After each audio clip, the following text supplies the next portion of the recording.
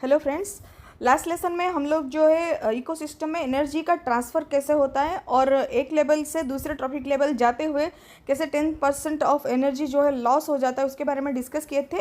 And today will discuss about the ozone depletion क्या होता है, उसको डिटेल में देखेंगे आज के लेसन में। और आज जो है ओजोन के बारे में पढ़ेंगे, ओजोन लेयर के बारे में पढ़ेंगे, ओजोन के बारे में कंपोजिशन वगैरह सब कुछ देखेंगे। फिर जो है वेस्ट मैनेजमेंट के तरफ जो है थोड़ा सा देखेंगे। ठीक है, तो चलिए स्टार्ट करते हैं आज का lesson. Ozone depletion. About 90% of Earth's ozone is concentrated in the stratosphere. Stratospheric ozone protects the Earth from potentially damaging doses of ultraviolet radiations. ठीक है, तो ये जो है 90% अर्थ का जो ओजन है वो कंसनट्रेटेड है कहाँ पे? स्ट्रेटोस्फीयर में। तो स्ट्रेटोस्फीयर में जो ओजन है वो हमें प्रोटेक्ट करता है किससे? जो लॉस होता है हमारा जो भी अल्ट्रावायलेट रेडिएशन जो भी सन से आता है उसके वजह से जो भी हमें लॉस होता है उससे जो है हमें प्रोटेक्ट करता है। आगे जाके हम लोग देखेंगे कि हमारा जो है लॉसेस क्या होता है अगर अल्ट्रावायलेट रेस डायरेक्टली अगर अर्थ के ऊपर आते हैं तो अर्थ के सरफेस पे पहुंच जाते हैं तो हमारा क्या लॉस होता है, आगे जाके देखेंगे। फिर सेकेंड पॉइंट में ये लिखा गया है कि it's concentration is maximum at 23 to 25 kilometre above equator and 11 to 18 kilometre above poles. तो ये जो है कंसंट्रेशन, इसका ओजोन लेयर का जो कंसंट्रेशन है ये अगर हम लोग इक्वेटर के ऊपर देखेंगे तो ये 23 से 25 किलोमीटर के ऊपर जो है पाया जाएगा। और पोल के ऊपर अगर हम लोग देखेंगे तो 11 से 18 किलोमीटर के ऊपर जो है हमें ओजोन का लेयर जो है देखने को मिलेगा। This rich zone of ozone is stratosphere in the stratosphere is called ozone layer और ओजोनोस्फीयर। ठीक है, ये जो ओजोन का एक थिन सा लेयर हमें जो रिच लेयर देखने को मिलता है स्ट्रेटोस्फीयर में, हम लोग उसको ओजोन लेयर बोलते हैं या फिर ओजोनोस्फीयर भी बोल सकते हैं, क्योंकि ये स्ट्रेटोस्फीयर में एक स्फीयर की तरह ही जो है सराउंड करके रहा है तो उसको हम लोग ओजोनोस्फीयर भी बोल सकते हैं। It is also called ozone shield because this region intercepts the ultraviolet radiations. ठीक है, तो ये जो है ओजोन सील्ड भी इसको बोला जाता है क्योंकि ये जो है अल्ट्रावायलेट रेडिएशन जो भी सन से आता है उसको जो है ये रोक देता है, इंटरसेप्ट करता है, रोक देता है। इसीलिए जो है हम इसको ओजोन सील्ड भी बोलते हैं। सील्ड क्या होता है? सील्ड यानी कि प्रोटेक्शन करने के लिए एक जैसे थाली जैसा एक सील्ड जैसे यूज़ करते थे आगे, मतलब एंसेस्टर्स हमारे जो भी बैटल के लिए जाते थे तो सील्ड यूज़ करते थे, तो उस तरह से ये जो है हमें प्रोटेक्ट करता है, तो इसीलिए ओजोन सील्ड भी बोला जा सकता है। ठीक है, फिर क्या आता है हमारा ओजोन लेयर। तो ओजोन लेयर के बारे में थोड़ा सा डिटेल में देखेंगे। तो ओजोन लेयर में क्या क्या दिया गया है?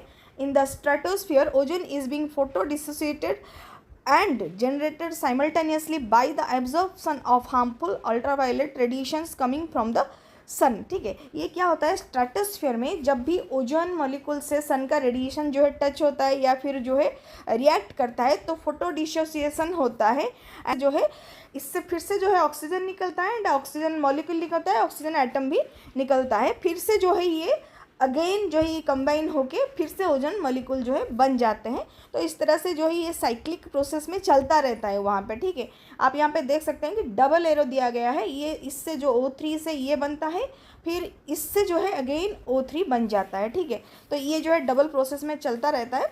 देन सेकेंड पॉइंट में ये लिखा गया है कि this two reactions are in equilibrium hence maintaining a steady concentration of ozone in the stratosphere. ठीक है, तो ये जो टू रिएक्शंस है ये इक्विलिब्रियम रिएक्शन है, यानी कि बैलेंस कर लिया गया है।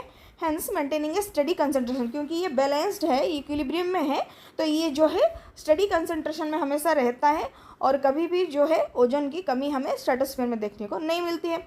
Thinning of ozone layer is called ozone depletion. With technological advancement in the past century, various man-made substances have caused depletion of ozone from the stratosphere. ठीक है, ये जो है टेक्नोलॉजिकल एडवांस जो है हम लोग किए हैं आजकल नियर अबाउट सेंचुरीज़ में, पास्ट सेंचुरीज़ में जो भी हम लोग मैन-मेड सब्सटेंसेस हमारा जो भी हुआ है उसके वजह से जो है खास करके ओजोन डिप्लीशन जो है स्ट्रेटोस्फीयर में देखने को मिला है। फिर क्या है नेक्स्ट पॉइंट में? नेक्स्ट ये है कि thinning of ozone was noticed in 1985 above the Antarctica by Farman and काउकर्स।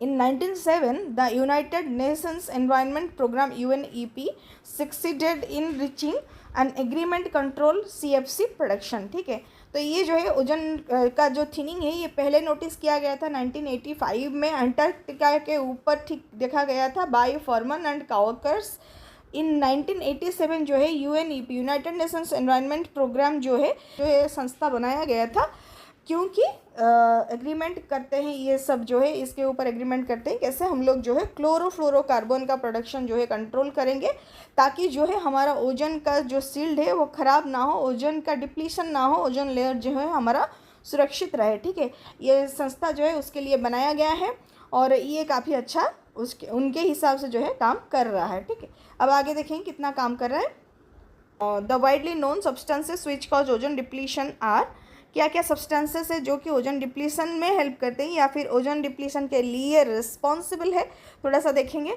Refrigerants, जो भी हम लोग रेफ्रिजरेंट्स यूज़ करते हैं, फ्रीजर्स यूज़ करते हैं, वो सब जो है कहीं ना कहीं हमारा ओजोन डिप्लीशन में जो है रिस्पॉन्सिबल माना गया है, क्योंकि उसमें जो है क्लोरोफ्लोरोकार्बन एंड हाइड्रोफ्लोरोकार्बन जो है एमिशन होता है, जिसके वजह से जो है ये ओजोन डिप्लीशन देखने को मिला है। फिर क्या होता है, इंसुलेटिंग फोम्स जो होता है वो भी जो है ओजोन डिप्लीशन में रिस्पॉन्सिबल माना गया है। फिर क्या होता है, सल्वेंट्स, एरोसॉल्स, ये सब जो है ओजोन डिप्लीशन के लिए मतलब उत्तरदायी हैं, ये सब जो है ओजोन डिप्लीशन के लिए रिस्पॉन्सिबल होते हैं। ठीक है, फिर क्या लिखा गया है 4th पॉइंट में कि primary health issues caused by ozone depletion are because of easy penetration of ultraviolet rays from the sun, it has harmful effects on man, animals and plants. ठीक है, तो प्राइमरी हेल्थ इश्यू तो ozone depletion के वजह से होता ही है, और उससे जो है फिर क्यों होता है, क्योंकि जो ओजोन डिप्लीशन हो जाता है, ओजोन लेयर में जो बड़े बड़े छेद हो जाते हैं या फिर पतला हो जाता है, तो उससे क्या होता है, अल्ट्रावायलेट रेज जो भी सन से आने वाले होते हैं डायरेक्टली ये हमारे धरती पर आ जाते हैं, जिसकी वजह से हम लोगों को ही नहीं, एनिमल्स को और प्लांट्स को भी बहुत ज़्यादा नुकसान होता है। और क्या क्या होता है, सनबर्न होता है, ऑब्वियसली सनबर्न होगा क्योंकि सन रेज आता है, अल्ट्रावायलेट रेज आता है, तो फिर स्किन एजिंग होता है। फिर जो है स्किन का जो एजिंग होना, यानी कि बिफोर टाइम मैच्योर टाइम आने से पहले ही एजिंग दिखने लगना। फिर जो है various forms of skin cancer भी होता है, ये रेस जो है पास होकर अगर धरती पे आते हैं तो various forms of skin cancer पाया गया है। फिर जो है eye problems like cataract, cornea damages भी होता है।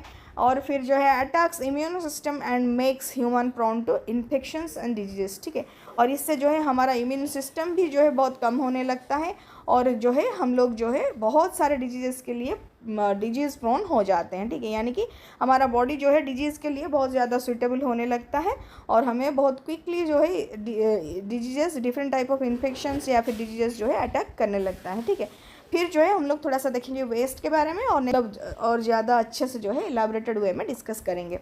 तो वेस्ट के बारे में थोड़ा सा इंट्रोडक्शन ले लेंगे आज के लेसन में। Accumulation of waste due to its improper disposal is a major problem in a country। जो भी हमारा वेस्ट होता है इसका जो है एक्यूमुलेशन हो जाना और उसका जो है इम्प्रॉपर डिस्पोजल होना, डिस्पोजल ठीक से नहीं हो पाना या फिर उसका जो है इकट्ठा होकर पड़े रहना, जो है मेन प्रॉब्लम होता है कंट्री में।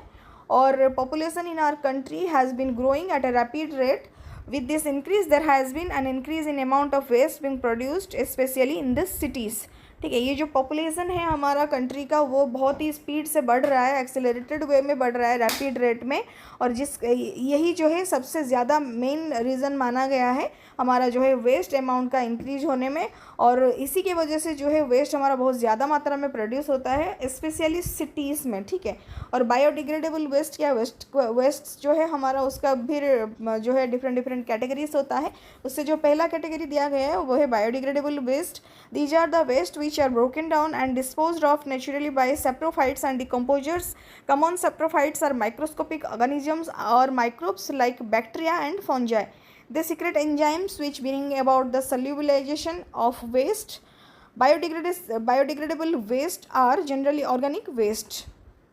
ठीक है, तो आगे वाले लेसन में एग्जाम्पल से जो है कंटिन्यू करेंगे। बायोडिग्रेडेबल वेस्ट क्या होता है, जनरली जो है अगर ये मतलब डिस्पोज होता है तो ब्रोक डाउन हो जाता है नेचुरली, और किसके द्वारा, सेप्रोफाइट और डिकम्पोजर्स के द्वारा जो है ये डिकम्पोज हो जाता है और ब्रेक डाउन हो जाता है।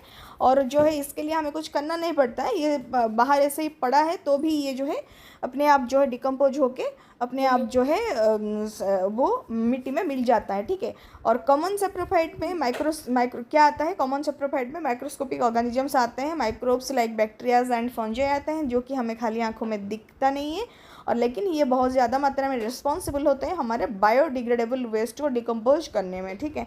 और ये जो है एंजाइम सीक्रेट करते हैं जो कि सॉल्युबलाइजेशन ऑफ वेस्ट में जो है हेल्प करता है, वेस्ट का सॉल्युबलाइजेशन में हेल्प करता है, यानी कि वो विघटन होकर जो है मिट्टी में मिल जाता है।